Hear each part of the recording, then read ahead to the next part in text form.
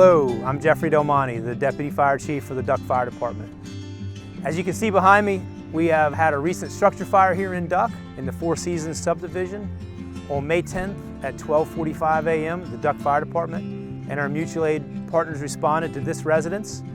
And as you can see, the building is a total loss, but this building has now presented us some real-world opportunities to show you some basic fire safety lessons that we want to reinforce and make sure everyone's reminded of. The first fire safety lesson we want to take some time to discuss is exit drills in the homes. This is something we work diligently with our children in the elementary schools and try to instill in them at a very young age. Behind us, you can see a very real-world example of where an exit drill worked. Fortunately, everyone had exited the home prior to the fire department's arrival.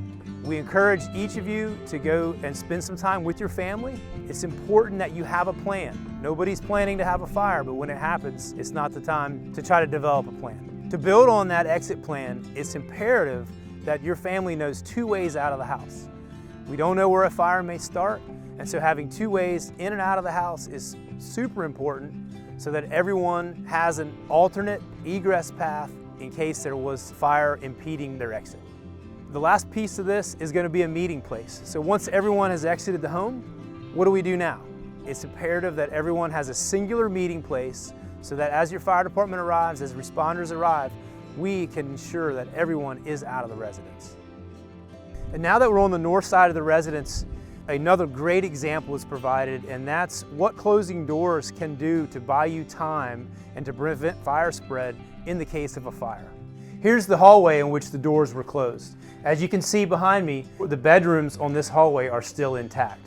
Keeping doors closed prevents fire spread and buys you time to exit the residence before the fire department arrives. And while we're on the topic of keeping doors closed in the residence, this is a great example of how fire can travel through your home when an opening is presented. This window failed during the fire and allowed the fire to enter the compartment and freely travel up the stairs. As residents and visitors from the Outer Banks, you must be aware that with modern lightweight construction, our large open-air homes and our windy environment create a perfect atmosphere for rapid fire spread. These basic fire safety tips can help buy you and your family more time to exit the home in the event there is a fire. After this devastating loss of a property, we were very gracious that the homeowner allowed us to take the time to bring these lessons and share with the community. The most important thing here is that everyone got out of the house alive and we can always rebuild.